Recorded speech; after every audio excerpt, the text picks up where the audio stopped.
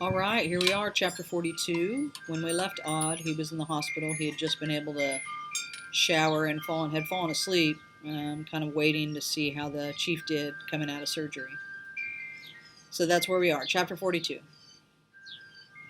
I slept only an hour until a nurse woke me. Chief Porter was being moved from surgery to the intensive care unit. The window presented a view of Black Hills Rising to a black sky full of braille dots leafed with silver. The sun still lay an hour below the eastern horizon. Carrying my shopping bag of dirty clothes, I returned to the hallway outside the ICU. Jack Holquist and the chief's sister were waiting there. Neither had seen anything like the black plastic card. Within a minute, a nurse and an orderly entered the long hallway from the elevator alcove, one at the head and one at the foot of a gurney bearing the chief. Carla Porter walked at her husband's side, one hand on his arm. When the gurney passed us, I saw that the chief was unconscious, with the prongs of an inhalator in his nose. His tan had turned to tin, his lips were more gray than pink. The nurse pulled and the orderly pushed the gurney through the double doors of the ICU, and Carla followed them after telling us that her husband wasn't expected to regain consciousness for hours. Whoever murdered Robertson had wounded the chief. I couldn't prove it. However, when you don't believe in coincidences, then two shootings with the intent to kill, hours apart, in a sleepy town as small as Pico Mundo, must be as indisputably connected as Siamese twins. I wondered if the caller on the chief's private nightline had attempted to imitate my voice, if he had identified himself as me, seeking counsel, asking to be met downstairs at the front door of the house.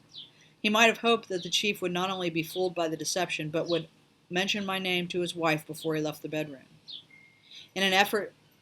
If an effort had been made to frame me for one killing, why not for two? Although I prayed for the chief would recover quickly, I worried about what he might say when he regained consciousness. My alibi for the time of his shooting amounted to this: I had been hiding a corpse in a Quonset hut at the Church of the Whispering Comet. This explanation, complete with verifying cadaver, would not give heart to any defense attorney. At the fourth-floor nurses' station, none of the women on duty recognized the item that I'd found in Robertson's wallet. I had better luck on the third floor, where a pale and freckled nurse with a fey quality stood at the station counter checking the contents of pill cups against a list of patients' names.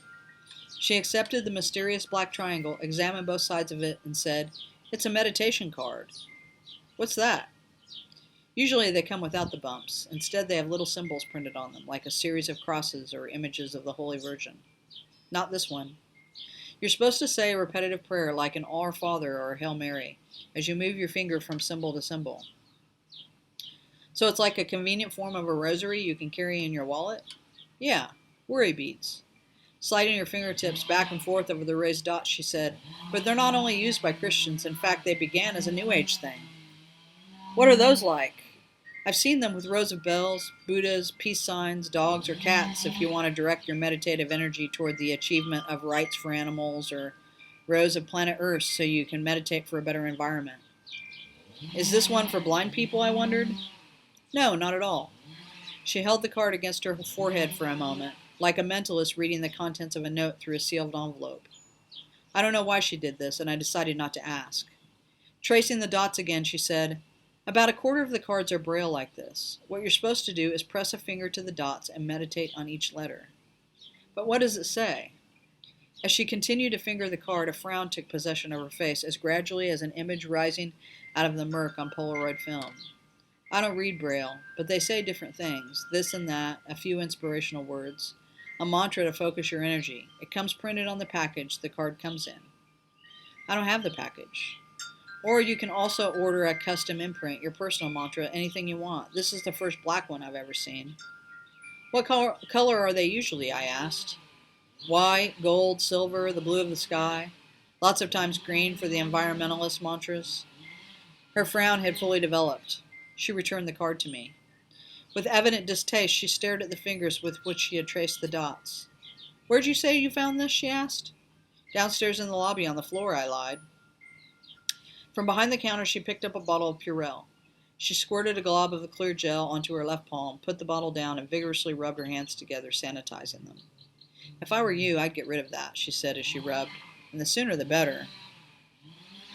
She had used so much Purell that I could smell the ethyl alcohol evaporating. Get rid of it? Why? I asked. It's got negative energy, bad mojo. It'll bring wickedness down on you. I wondered which school of nursing she had attended. I'll throw it in the trash, I promised. The freckles on her face seemed to have grown brighter, burning like sprinkles of cayenne pepper. Don't throw it away here. All right, I said, I won't. Not anywhere in the hospital, she said. Take a drive out in the desert, where there's nobody around. Drive fast. Throw it out the window, let the wind take it. That sounds like a good plan. Her hands were dry and sanitized. Her frown had evaporated along with the alcohol gel. She smiled. I hope I've been of some help. You've been great. I took the meditation card out of the hospital into the waning light, but not for a drive in the desert. All right, that was chapter 42.